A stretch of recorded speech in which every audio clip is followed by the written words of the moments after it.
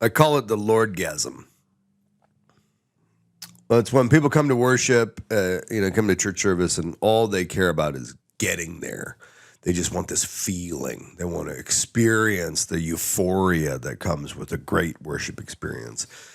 And every generation has their Lordgasm chasers. This current generation is probably the sort of the Bethel Hillsong elevation crowd. And there's nothing wrong with the music. Nothing wrong, even, of course, with people enjoying the music. Previous generations, it was maybe Hosanna Integrity or gospel quartets or campfire meetings. But there's always these worship people, these worshipers. And it seems from the outside like how they live has very little significance except for their experience of God and worship. And then they get into these throes of ecstasy and euphoria. They lose their minds. Women tend to make this particular noise, this kind of strange hooting sound, almost like one of those old bike horns that maybe doesn't have quite enough lubricant in it, and it's kind of a dry honk.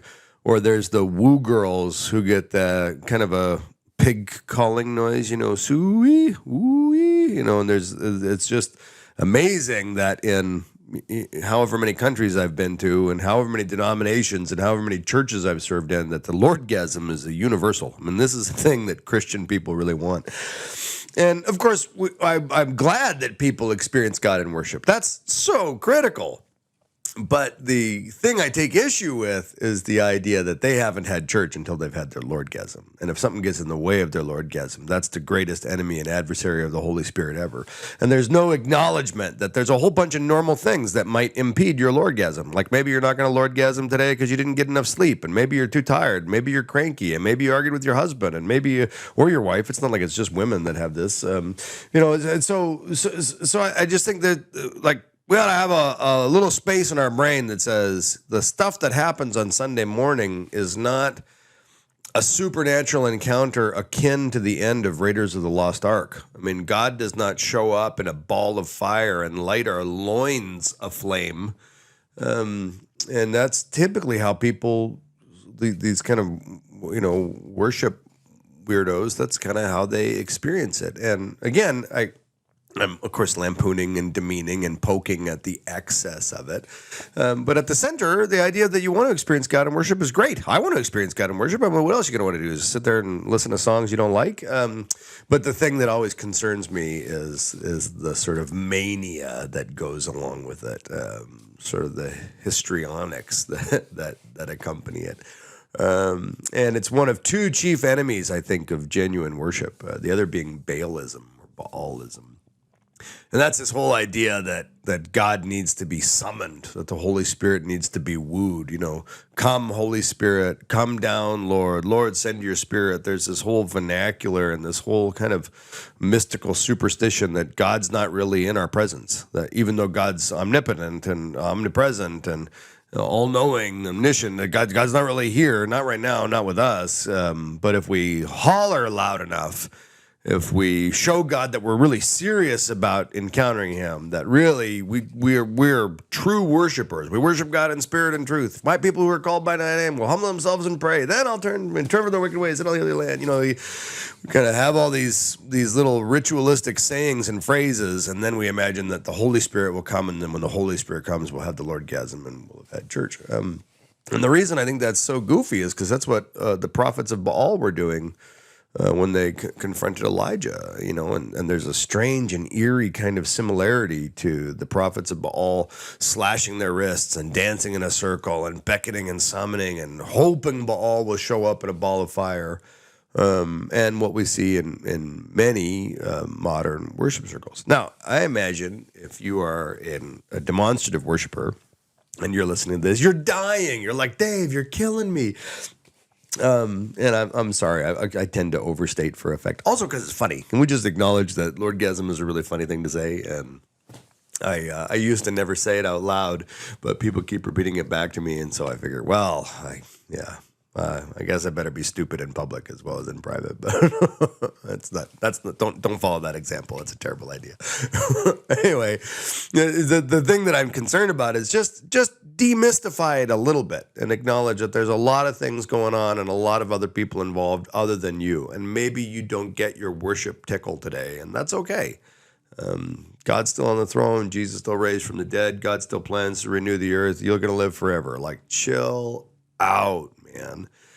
And I suppose, as much as I try not to, I still speak out of my woundedness. And when I was growing up in church, there was a lady, we called her the scary tambourine lady, and she was perhaps the most formative example in this thing, in that she used to jump up and dance around and run around in her high heels and wave a tambourine in everybody's face, all during worship. I mean, worship was the thing. She was having church, man.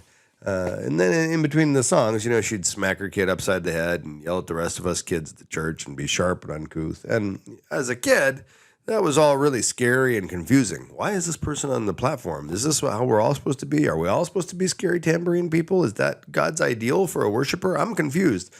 But as an adult pastor, I go, that was probably, and I don't know what's happened to this lady anymore. And I go, but that's probably somebody who needed a community. That's probably somebody who needed a little longer tether for freedom and expression. And she found that in our church. And hopefully that did her some good. It did me zero good and left me with 4 decades of church trauma to sort through as I try and understand why we're putting psychos on the platform and giving them weaponized timbrels. It was terrifying then. It's still terrifying now. Sometimes I wake up in a cold sweat and I'm not sure if I have COVID or if it's just a physical reaction to the streamers on her tambourine as they wrap around my neck ever so slowly, choking the life from me. But then she won't let me die. Instead, I got to come back to life and endure church one more time with that tambourine. You don't have to think I'm funny. I think I'm funny. I'm amused enough by myself, for all time. Anyway, these are the two, I think, chief obstacles to genuine worship in church: the Lordgasm and Baalism. And that's what this episode of the podcast is about. This episode is about music in church. And it must be said, although I can't believe we still have to say it, that music is not synonymous with worship. Worship is everything we do. Everything we do is an act of worship unto God. When you work, it's worship. When you make love to your wife, it's worship. When you talk out loud, it's worship. When you attend church, it's worship. When you go to the gym, it's worship. Everything we do, when oriented towards God, our creator in heaven above, is an act of worship. And yet it's still important to acknowledge that the great majority of people in church today experience the presence of God through musical worship. So sometimes my speech gets lazy and I use worship and music as synonyms. This is my disclaimer that that's not really what I mean. If you're gonna hold my feet to the fire, if you're gonna wrap the tambourine streamer around my larynx and force me to get particular, then no, they're not the same. And in this season of the podcast, I'm answering the question: what have I done? Like, what are the things I've done in ministry that are innovative or creative or interesting, and what price have I paid for them? When you go against the grain and kick against the goads, you are going to suffer. And the reason I wanted to catalog all these different ideas is because I want there to be a record for my children, for the Fossorians at the Chapter House, for my friends in ministry, because I keep forgetting some of the fun, interesting things that we've done. And I want there to be an inspiration that you can know somebody else other than just you is out there trying to make a difference. And it doesn't always go well. So when you're trying to make a difference and it doesn't go especially well, and people are mad at you for kicking against the goads and going against the grain and reinventing the wheel, that's okay. It really is. It's really, really, really okay. Not every new idea is a great idea. Not every great idea needs to be commodified or scaled or commercialized or reproduced. And the only person really who can determine what counts as a worthwhile idea or a great idea is you. And the rubric by which you evaluate your ideas, your ministerial offerings, and your creativity is not either its popularity or the absence of complaint. because I've been involved in some amazing experiences of God in worship and in church that were really, really, really small. And in fact, they were special because of their smallness. But I remember I was in the Dominican Republic with my friend Ben Redmond on a missions trip. And we were out, gosh, I don't even know where, out in one of the rural parts of town. This was the coolest experience of worship ever. And there was a garden shed there, corrugated steel walls and a slanty roof, something like a shanty, maybe a 10 by 10 by 10 little shack. And as you kind of walk down this little dirt road, you can hear people shouting and thumping inside this little shack. And the pastor that's kind of taking us around, he says, yeah, you can go in there if you like. They're having church, and it'll be over in a little bit, and then we'll do our service project. And I love church. I'm a church rat. So I was like, well, I want to see what this is all about. So I opened the door to this little steel shed, and there had to be 40 people stuck into this tiny, tiny, tiny little space. And there's no instruments. There's no amplification. There's just people stomping barefoot on the dirt floor and thumping the sides of the shed with their bare hands, and they're slapping their chests, and they're clapping their hands and slapping their knees, and they're shouting and they're chanting and they're jumping up and down like I'm at a Eminem concert from 20 years ago. And there's one lone dangly light bulb hanging from the center of the ceiling that is moving around in a kind of orbit from the intensity and the fervor of these people's worship. And I go, that was awesome. That was awesome. Now, if you put that same group of people in a big church sanctuary, would that have been as awesome? I don't think so. If you filled a church sanctuary full of, 10 times the capacity of what it was supposed to hold, would that have been awesome? No, because somebody would complain, and somebody would call the fire department, and somebody would cry, and somebody would talk about Romans and the importance of submitting to the authorities, and somebody else would write a letter, and just everybody would be all poopy about it. So that little experience in the Dominican Republic was sacred and special because of its smallness. And it's not reproducible. You can't do that. You can't bring that to America. You can't copy it on a Sunday morning.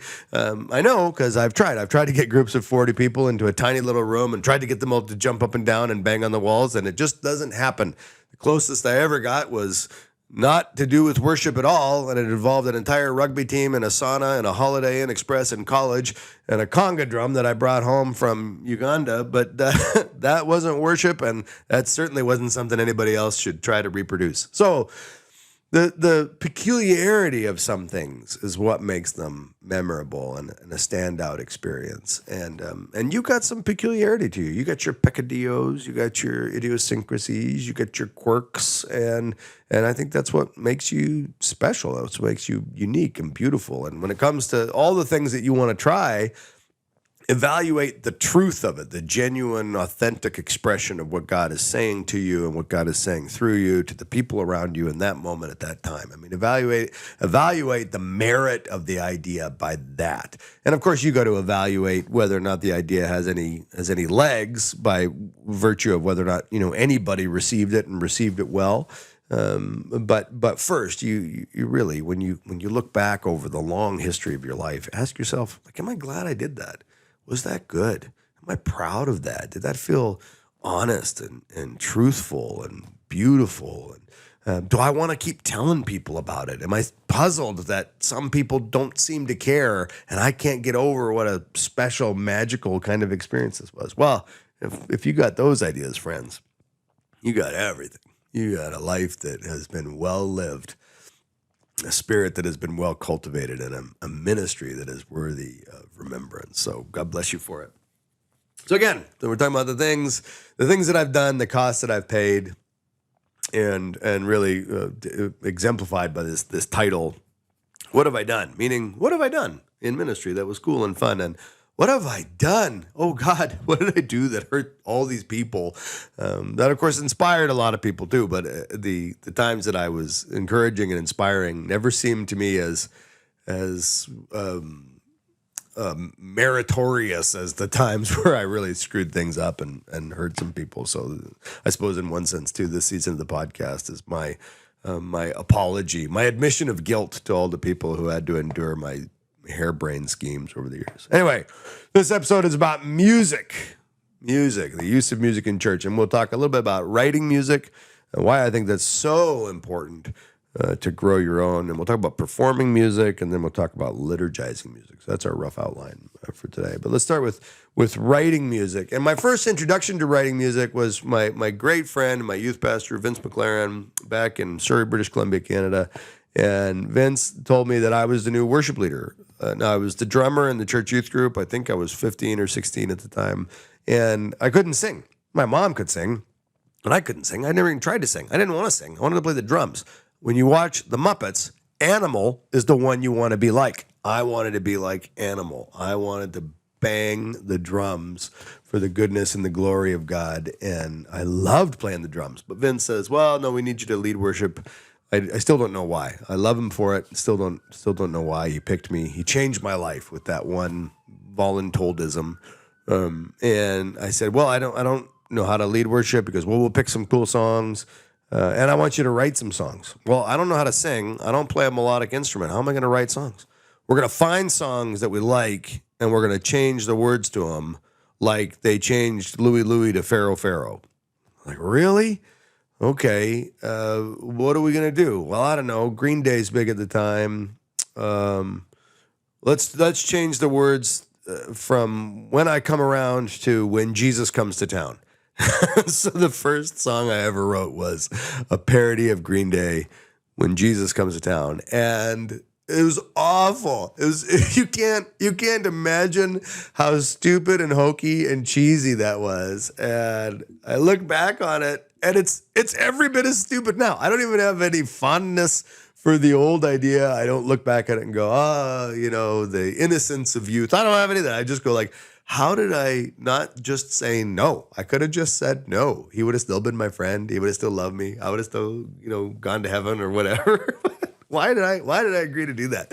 I think, what happens one day if I meet, Billy Joe Armstrong and I have to tell him, like I would have to confess to him. It would be a moment of great betrayal to my own virtue, integrity, and character if I did not confess to Billy Joe Armstrong that I bastardized his song and made it a church youth group worship song for a basement in Canada. Oh God. Yeah. Terrible. So I don't do anything like that anymore. And I wish nobody else would do anything like that anymore either. But Christians love to rewrite secular songs, and it's a bad idea. It's not funny. It's hokey. It's cheesy.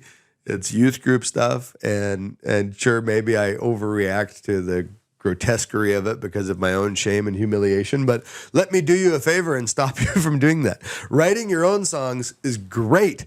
Taking someone else's songs and putting Jesus all over it like it's a lipstick or a Band-Aid is a disaster. Please don't do that. Please don't do that. Please don't parody pop culture and turn it into church culture and imagine that we've done something beautiful. We haven't. We've done something really, really, really ugly. And the only people that find it charming are our aunts and our grandmas at church, because they're just so happy that we're not out having inappropriate sex. They'll clap and cheer for anything. But it's just not good. What we should do instead is write original music. We should write our own songs. We should grow our own. We really should. Well, Dave, I'm not sure how to do that. Our songs aren't as good as the real songs. People will laugh. People might laugh. People might not like your songs. Maybe your songs aren't any good. But you know what? They're never going to get any better unless you start now. Now, maybe on a Sunday morning, you don't go from singing all of somebody else's songs to singing all of your songs in one day. But maybe set a goal. Within 10 years, we're going to sing entirely original music, or we're going to sing all original music and hymns, and just suffer through the developmental process and teach your people that the singability of the songs is not the way we evaluate whether or not something is genuine worship. Otherwise, if you took somebody from Kansas and you dropped them in the middle of a church service in Swaziland, They couldn't understand or get on board with any of the music there. That doesn't mean that people in Swaziland are not genuinely worshiping Jesus. It just means there's a culture gap. It just means there's a music gap. It means there's a preference gap. That's not a worship gap. Now, is the person from Kansas going to have a Lordgasm in Swaziland? Probably not, which is the point. But for us to be healthy, mature worshipers, we've got to learn to worship not according to our preferences, but according to our ethics. God is worthy to be worshiped. That's the ethic. We worship. We're worshipers. We give of ourselves. We bring a sacrifice of praise. And if the music's not what we like, well, too bad. I mean, I've been in church my whole life. The music's only been what I wanted maybe like 10 times. That's, I think, one of the great privileges of being in ministry is you never get the church service you want, even when you're the one designing them, because things just don't always go according to plan. You don't always have the preferences or the ability to pull things off, and you don't always have the leadership chops, and you don't have whatever. But the truth is, it's just not about what we like. It's about who we are and how we respond to the great God and creator of the universe. Pardon me. So we ought to write our own, and we ought to teach people about the value of singing a new song unto the Lord. We ought to teach people the importance of growing our own and offering up something genuine. And over time, our congregation will mature, our people will be trained in worship, our musicians will begin to cultivate the right kind of spirit where they think of themselves as artists, not as players. And I think this is really critical, especially right now. The trend in kind of church music is to play along to tracks. And there's some benefit to that. A tiny little church without great musicians can plug in tracks and they can have pretty decent sounding music, And if all they have is a bass player and a keyboard player, then the tracks can provide the drums, the tracks can provide the lead guitar and the rhythm guitar, the tracks can provide harmony among the vocals, the tracks can provide a lead vocal that can sing in key and in tune. And so there's some benefit. A small church without a great talent pool can have pretty decent sounding music. But there's also some drawbacks to that too, because like real musicians don't want to play to tracks. Nobody wants to get up there having worked their whole life to become proficient at the drums or the guitar or the keyboard and do karaoke worship. Nobody wants to get up there and do Guitar Hero worship. Now, I shouldn't say nobody because young people do if they haven't had much stage experience. They're 15, they're 16, they grow up in a mega church, they see people on the stage, there's lights and lasers and fog machines, and it seems cool, and God is glorified, and so they have an ambition to get up on stage and worship God with their own talents and abilities. And of course, when they do, it's very exciting, and they learn some things from other musicians. That's all great. It's just not going to last long. There's no way that somebody who comes up through the ranks is excited to do that in 5 or 10 or 15 years, because the artistry, the soul of the artist is being sucked right out of them. And they're just a player. They're just a pantomime. It doesn't matter if they play or not play, because if they play any wrong notes, the track will cover it anyway. They don't need to rehearse. They don't need to create. They're not an artist anymore. They're a drone. They're AI worship. And I think increasingly we're going to find in that there's churches that are appealing to artists, and there's churches that are appealing to the masses, and the masses just want their AM radio worship that plays all the hits. But that's not what our artists want. And artists are the soul of the church. They're our prophets and our provocateurs. They keep us honest. They call bullshit on all the religious nonsense that we gravitate towards. They sneer at the Lordgasm. They're averse to Baalism. So even though artists can sometimes be temperamental or problematic, I say that as a temperamental and problematic artist, let's acknowledge that we need them in the church. We need our Elijahs and our Jeremiahs and our Ezekiels. We need our Jonahs and our Nahums and our Habakkuk's. We need them. Our John the Baptists. We need them. Our seers and our visionaries, so that they pull us forward, not into a more polished version of what we have, but into something altogether new and different. I mean, if it wasn't for John the Revelator, we would have had such a truncated vision of heaven. just a couple of dreams and a few nods here and there from maybe Jesus or the Apostle Paul. But John the Revelator, the artist, the prophetic seer, gives us this whole new way of being, this whole new dream and aspiration for what new creation looks like, for what it's like when heaven comes down, complete with all its beauty and its specificity, its design requirements, and its incredible embodiment of the glory and goodness of God. That's what our artists do. So we need our artists, and our artists are not going to be cultivated if they got to keep playing karaoke. That's why we write our own songs, we grow our own, we teach our people that we are in a relationship with our musicians and our artists. They're not our stars. They're our children in a sense that they must be cultivated and nurtured and grown. We must be encouragements to them. We must be people who can provide comfort and safety and community for them. And in the same way that moms go to their kids' band concerts and cheer them on, or dads go to the T-ball games and cheer them on, we got to cheer on our artists and our creatives because we're growing them and they're shaping us. I mean, make no mistake. If you got a kid in band or you got a kid in sports, you know you are spiritually formed by the discipline of going there and watching a wrestling tournament for 17 hours on a Saturday. When you're bored out of your skull and you got bleacher bum and you've been eating dirty hot dogs and all the weird parents are yelling at their kids and you're sort of ashamed of the way America has deteriorated into this, you are being spiritually formed by the experience of being an encourager as someone cultivates their craft. That's a really healthy way for us to think about worship on a Sunday. The worshipers or the musicians are not there to facilitate my Lordgasm. We are in a relationship together where I support them and they facilitate me and I encourage them and they change the realm of what's possible and visible for me. And I've got resources they don't have and they got resources that I don't have. And there's this symbiosis.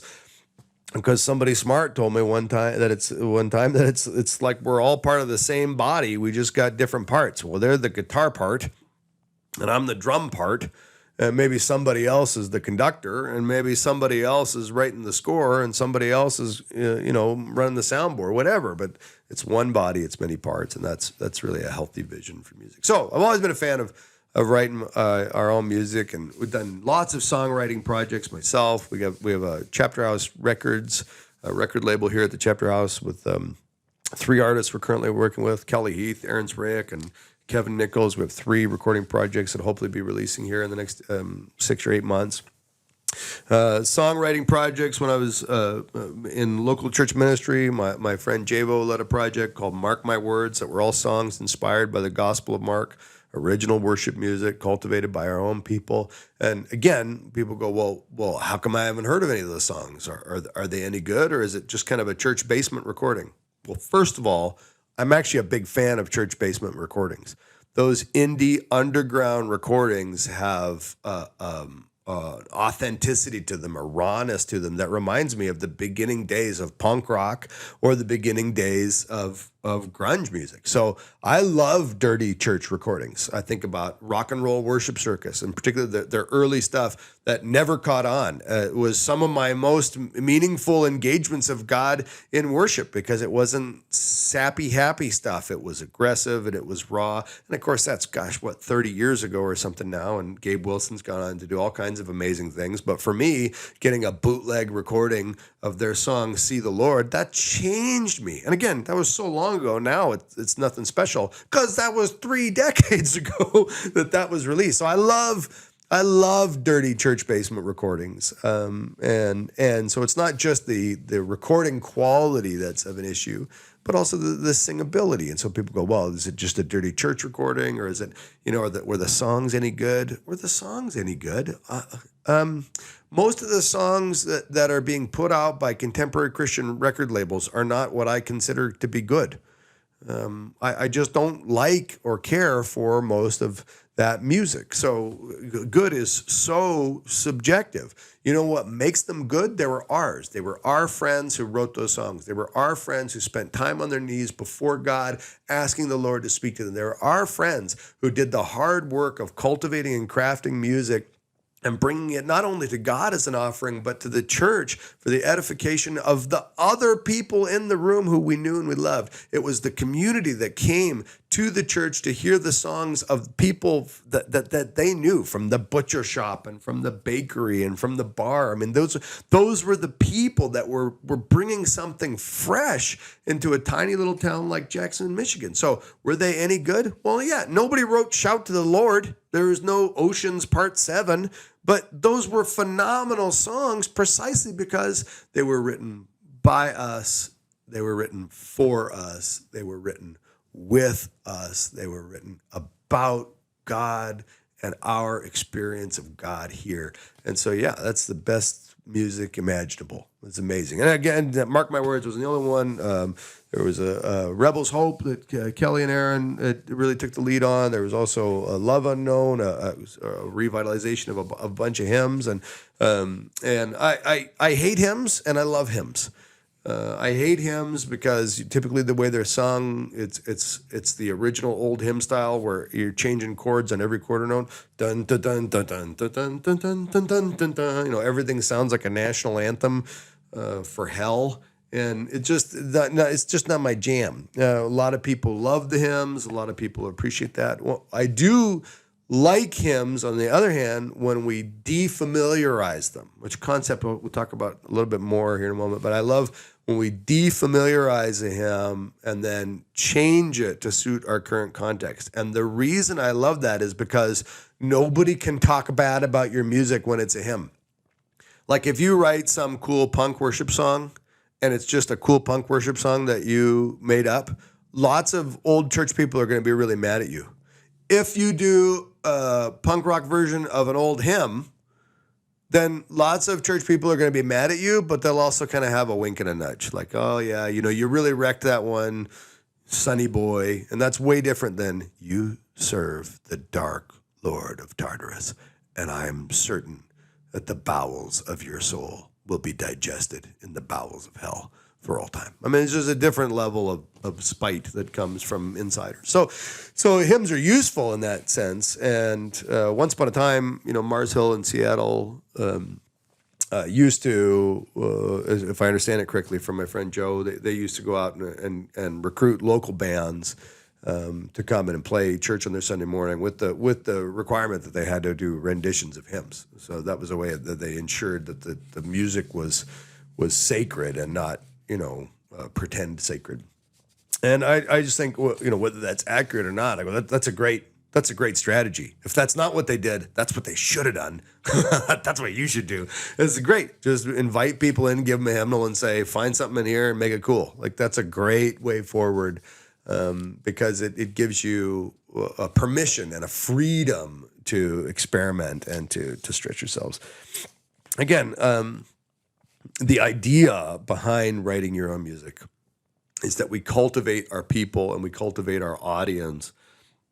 We don't just cultivate the Lordgasm. Now, was there a cost to writing music? Yeah, always scorn and humiliation. I mean, always people telling you that your songs aren't any good. Always our artists and songwriters would take hits on it. And I tried to protect them from that when I was a senior pastor.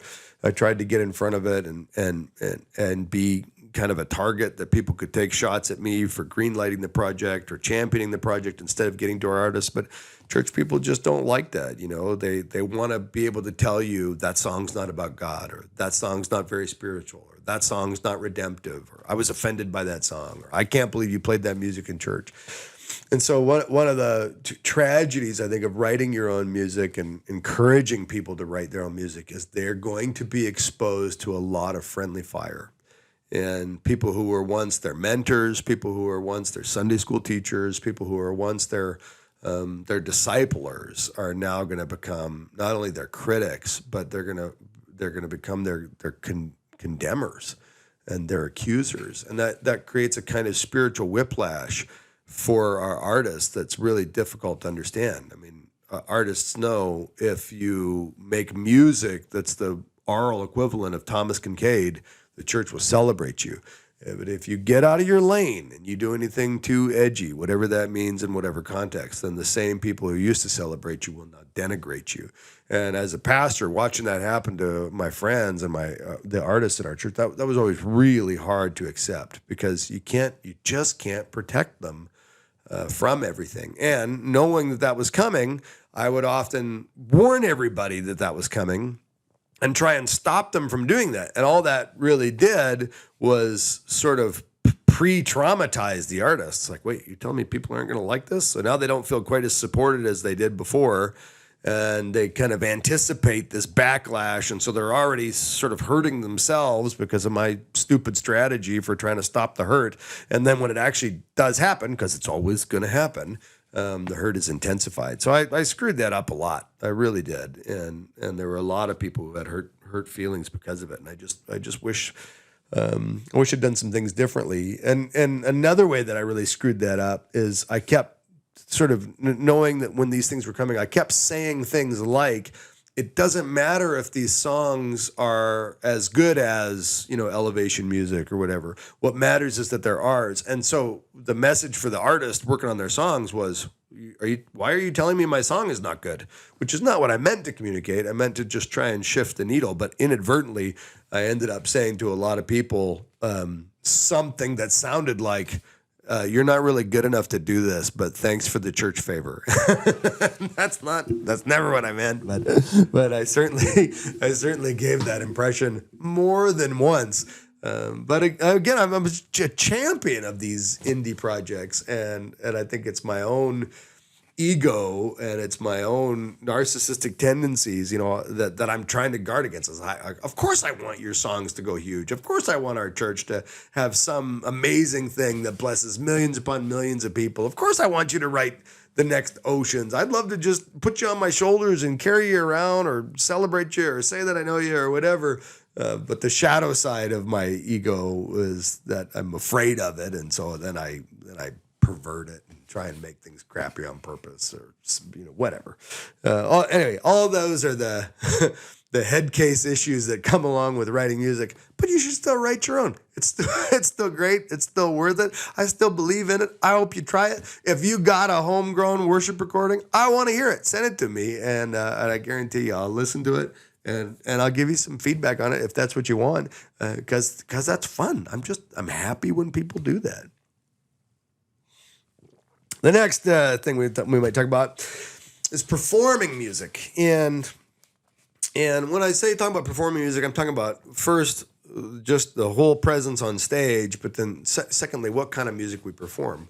So one of my favorite Christmas Eves that we did is my former co-pastor, Javo. We got together a bunch of people, and at his daughter's request, he did a 1940s big band Christmas Eve. That was a lot of fun. It was a different kind of pizzazz than what we normally had, but, there were horns and the fun, cool little music stands that they would use during kind of the Benny Goodman, Gene Krupa days. And yeah, that was really neat. It gave people something memorable. And that's really why, from a leadership standpoint, some of these performance things matter. Is they hit the 5 R's of creativity. They're remarkable, they're rememberable, they're resonant, they're results-oriented, they're revelatory. So what I mean is the creativity matters because people are going to talk about it. They're going to remark upon it. And when they talk about it, particularly on social media, more and more people hear about it. It makes more and more people curious. More and more people want to come and see what's going on. And I truly believe that when people come to church and have a genuine encounter with Jesus Christ, their lives are changed for the better. Church isn't perfect. Not everybody there is cool. Not everything that happens is going to be good.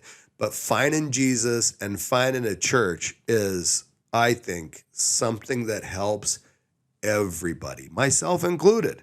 When I stopped being a local church pastor and became a missionary to pastors, I had to go through the same process as everybody else and look for and get landed in a local church, submit to the authority of pastor, find some way to serve. It was weird because I've been the one trying to help people do that for my whole life, but also meaningful. You need that. So when people remark upon it, other people get curious. Good things happen as a result. It's also memorable or rememberable because I look back on that 1940s Christmas Eve. I don't remember when it was, maybe a decade ago, and I just think there was a lot of really cool moments there. And I remember the excitement that our musicians had. I remember the look on the children's faces when they came into the Santa's workshop that we'd done up in the lobby. I remember the smiles on people's faces when I got up to preach after the music portion was over, and when I asked everybody to thank our musicians, and the energy that was in the room. It was a great bunch of memories. memories that made the church feel cohesive and full of love and optimism and a sense of gratitude for God's goodness. Creativity matters because it's resonant. I mean, people feel and identify with the music. They're like, oh, I like this kind of stuff. This is the kind of stuff I like. I'm so glad we're doing these things because these things they feel like me. They feel like this part of me that never gets a voice or never gets expression. And here at church, finally, I'm getting this. Creativity matters because it's results oriented.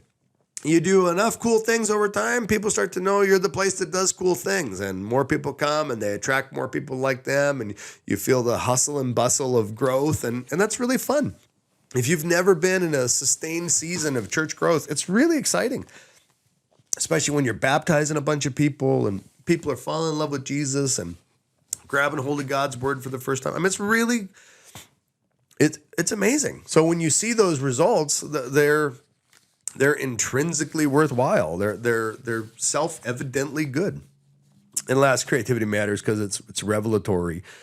I mean, we get a window into how people used to do things. We get a window into how people might do things in the future. We get a window into how other people are doing things now. We get a window into our own preferences and blind spots and opportunities and desires. And so we learn a lot through the expression of creativity. And that certainly happened on that Christmas Eve.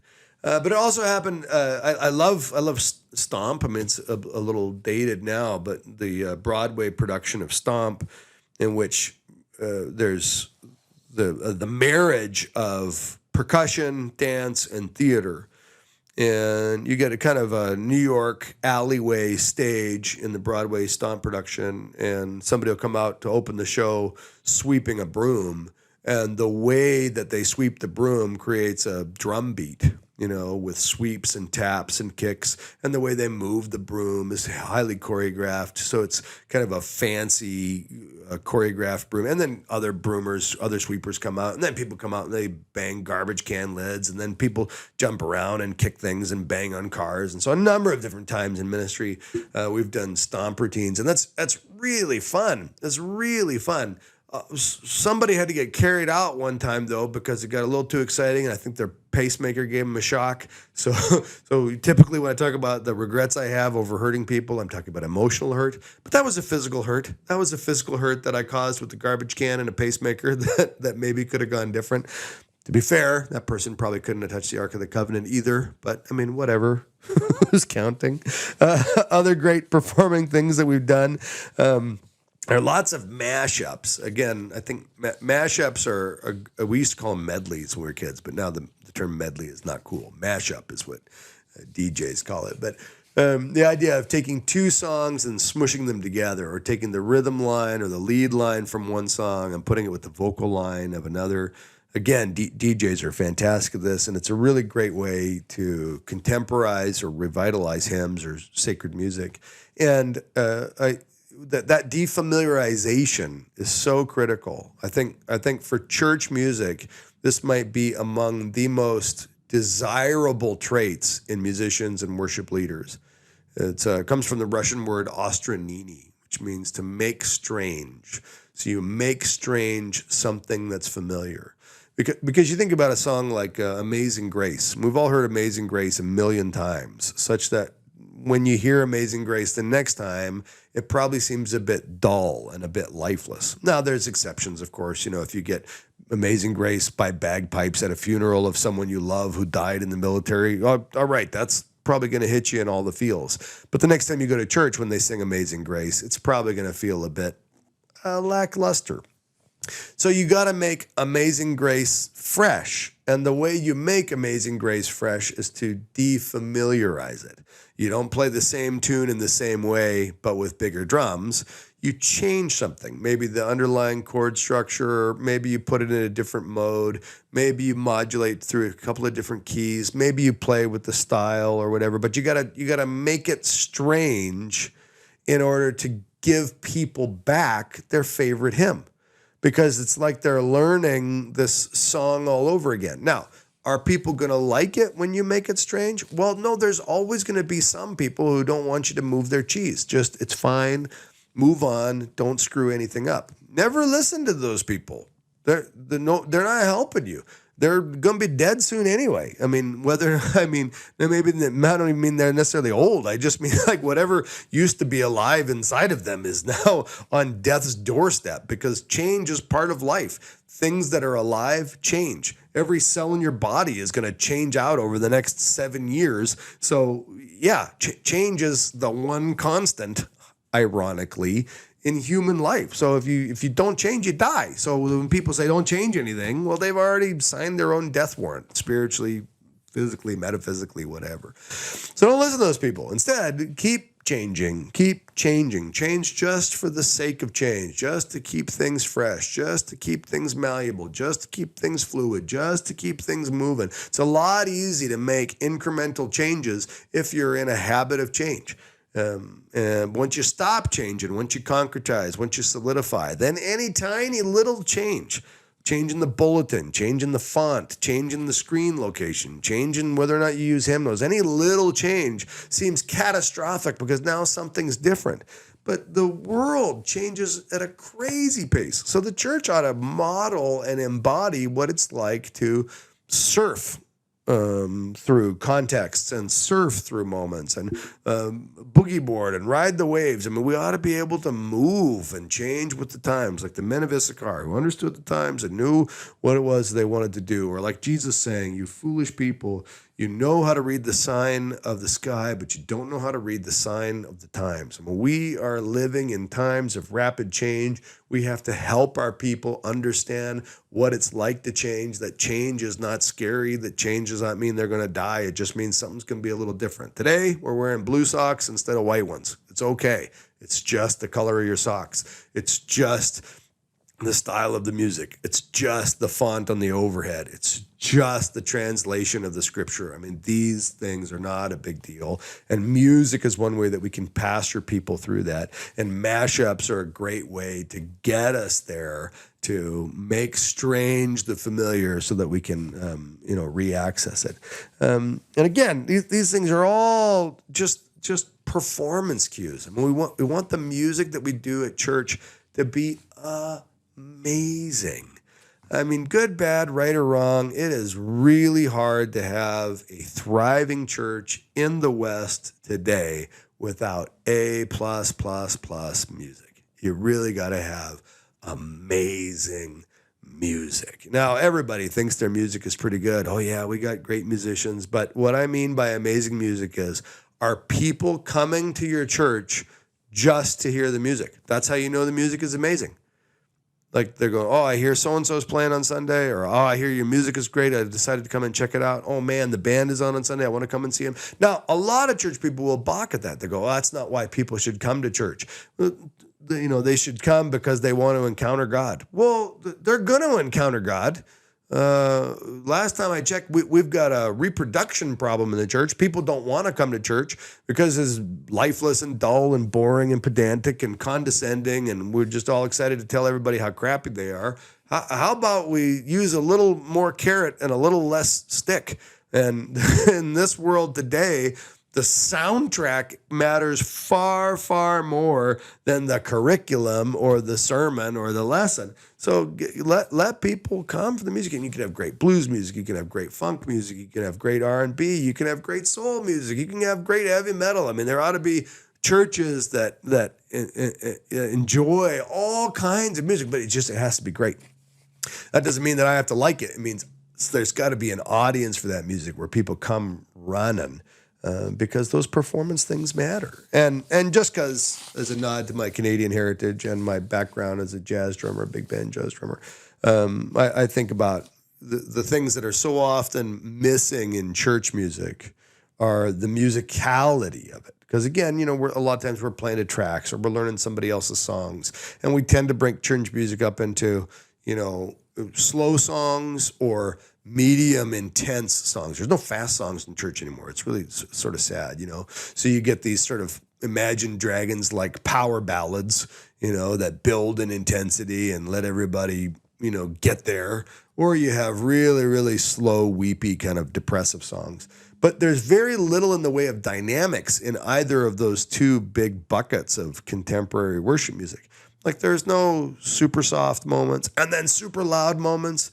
That there's nothing in between. Instead, what we have is verse, pre-chorus, chorus, bridge. And we used to have dynamics within verse, chorus, pre-chorus, bridge. Not that. We ought to take lessons. We ought to take lessons from the Red Hot Chili Peppers, or we ought to take lessons from Pink Floyd, or we ought to take lessons actually, from Group Love. I mean, musicians who know how to play their instruments and know how to compose songs and know how things. Never mind, of course, Mozart and Beethoven or. Whoever else. But the point being, like, there's got to be more to music than just playing the song through. So anyway, a great Canadian jazz musician, Oscar Peterson, he gives 5 rules of jazz. And I think we're really missing this in church. Impeccable touch, perfect timing, exquisite tone, flawless technique, and beautiful taste. I'd love to see these things with greater frequency and intensity in church. Impeccable touch, meaning bringing emotion and personality and fervor into every performance. Perfect time, meaning knowing when to accelerate and when to hold back. That's really tough to do when you're playing to a track because it's in a click and it's locked in. But one of the beauties of live music is being able to move with the crowd and move with the front man and move with the rhythm section, either speeding up or slowing down according to the energy in the room, and also learning to sit in the pocket and not racing and not dragging you at the same time. Exquisite tone, meaning never being too harsh and never being too soft, but instead just being poignant enough to affect the moment. I mean, I mentioned Pink Floyd earlier, but you talk about great tone on a guitar. Those guitar solos. Is it David Gilmour? I think it's David Gilmour. It's David Gilmour as a guitar player. Roger Waters, bass player. But his tone is unbelievable. The church where I'm attending right now, one of the worship leaders will sometimes just play lead guitar, and he has so much fun with his tone. He just gets these great tones. Aaron Zrayek, one of our artists here at the Chapter House, one of our Fossarians, he has amazing tone coming out of his guitar instruments. And he's just, I mean, I can use the same gear and it sounds nowhere near as good. But Aaron's got this ability to find the right tone. Technique, playing along with your ability, playing within your ability, finding things that serve the song. I mean, not just sort of spazzing your way through everything all the time. And then last but not least, taste, making good choices that delight and surprise and stimulate and guide the people as they're listening to and enjoying your music. I mean, these are classic elements of music performance that are really missing in church because church music has deteriorated into its own subgenre of worship, and worship as a musical thing has deteriorated into an excuse for the Lordgasm. And we're just missing out on the richness of how God is glorified, how God is experienced, how we experience one another, what the communal and formational aspects are of worship when we allow all this to happen. So anyway, so we talk about writing music, talk about performing music, and then last but not least, let's just talk about liturgizing music, which I think is my favorite avenue for creativity in worship and in the church. And the word liturgy, it means the work of the people, but practically liturgy just refers to like the order of service, the order of a church service. So I grew up in a Pentecostal church, and our liturgy was 3 songs, 2 fast, 1 mid-tempo, and then we'd have a call to prayer. There'd be an altar call, and there'd be some soft music during the altar call. And then there'd be an upbeat video that would allow us to transition into announcements and then the offering. And then we'd have the sermon and we'd do 1 song and then dismiss everybody. That was our liturgy. It was the same week after week after week after week after week for almost my whole entire life. Of course, Catholics have a much more strict liturgy or more stringent liturgy that's got some more moving parts to it, but liturgy just means the church service. And I love thinking about music as the thing that drives the liturgy instead of the liturgy being a script that we read off paper or that somebody delivers vocally and we just slide a few songs into it. When you think about liturgy as a script with some music in it, what often happens is you get like a high school talent contest sort of feeling. But when you think about liturgy as a musical experience, you end up with something like Handel's Messiah. You end up with something like a rock opera. And in that context, I think liturgizing our services and starting with music, we think of the music as being like a bowl, and everything fits into this musical experience, including the sermon. The sermon's kind of at the center of the bowl, and everything sort of runs to and runs from it. But what gives the whole experience shape is the music, the emotionality of it, the sensuality of it. And I was first introduced to this idea by one of my old worship pastors, Warren Hallstrom, who's still serving in ministry today, and I just am indebted to him for such a great metaphor to understand how music can work. And I've done tons of experiments using music to liturgize. I think in one of the other podcasts this season, I talked about Triduum and also Blue Friday, where we did a liturgy and blues on Good Friday. It was such a great experience.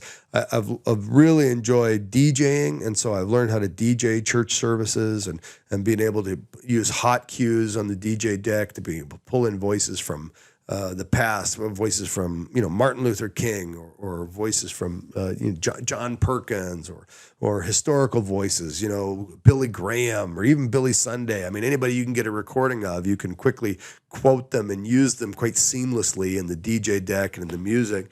I like to think about how music ties together the events of the Last Supper, for example. I mean, until you really look and read and hear the Last Supper, you don't realize how much music is there. The crucifixion is another great example. Jesus, as he's dying, is singing psalm lyrics from, I think it's Psalm 19. But if you go through, I mean, everything that Jesus says on the cross is from a psalm. That means that in his weakness, the thing that's giving him strength is the tradition he has received and in which he has participated of worship. That's beautiful. Like the only way he's getting through it is as a worshiper. And so music has this power to pull all these things together in ways that are worshipful and genuine and God glorifying and God honoring. But we often miss them because we think the only time music happens in the Bible is in the book of Psalms and a couple chapters in Revelation. But please pay attention to Revelation, because throughout the book of Revelation, the music never stops. If you were going to make a film of Revelation, the whole entire time, everything that is happening, you would hear in the background, holy, holy, holy is the Lord God Almighty, who was and is to come, including when the two witnesses are martyred, when they're being ripped to shreds and strewn across the street and devoured by the beast. You hear holy, holy, holy. Even the tragedies and the setbacks of our world are encased in the bowl of God's praise and power. And that's why we know that when those two martyrs in Revelation chapter 11 die, we know that's not the end of their story. I mean, that's a really bad part of their story, but it's not the end. And just like Good Friday wasn't the end of Jesus' story, chapter 11 is not the end of their story, because those two witnesses are supernaturally brought back to life to testify to the goodness of God and to strike fear into the hearts of their enemies, who realize that death, the last enemy, has already been conquered, and that there is a power far greater than anything the world can do or inflict upon God's people. So music has this power, and when we play with music as liturgy, we get all kinds of new opportunities. And that's why I've tinkered a lot with sermonless services. How do we get the music to carry the freight of the scripture, the benediction, the invocation, the testimony, the gospel reading, the proclamation of the word? How do we get the music and the musicians and the singers and the performers to carry the load of confession and repentance and testimony? And how do we also take music, and how do we create a liturgy that's not at church? Like if you're a musician and you're playing out and about, how do you create a liturgy in a bar? You don't have to quote from the New Testament. I mean, even the Apostle Paul didn't quote from the New Testament in the Areopagus in Acts chapter, whatever it is, 17 or 19 on Mars Hill. Paul starts quoting from Greco-Roman poets and philosophers to reach Greco-Roman citizens. So why aren't we in the bar quoting Toby Keith to tell people about the God that they have yet to truly encounter? Why aren't we at the bar quoting, Tupac or G-Eazy or whoever, so that the people who resonate with those voices understand that the same God who's Lord over them is Lord over us all? I mean, we can craft our bar gigs, and we can craft our time out in the community in such a way that we're offering those moments as an appeal to God. And again, there's lots that we could say about this, but I really just wanted to wet your whistle about the different ways in which we can use music to glorify God, to create spiritual experiences, to connect meaningfully with God, to pastor our musicians, to form our people within church. I want to celebrate again musicality and artistry, not just professionalism, not just good enoughness, not just sort of. I don't want all our churches to go pro. I want our people to go big. I want our people to be filled with dreams. I want you to be filled with dreams. And there's so many people in church that are going to poo-poo on your dreams and stop them. Gosh darn it. I want to be the one or one of the ones. I want the chapter house to be the place that jumps up and down and says, you're doing it. We're in the stands. You're on the field. We're the mom and dad. We're cheering you on because we love what God is doing in you. We love what God is growing in you. So friends, man, as you go forward, just know we are ever in your corner. And when you get your turn to make a podcast about all the wonderful and amazing things you've done with music, man, I hope all your ideas wildly outpace ours. Grace and peace, everybody. We'll talk to you soon.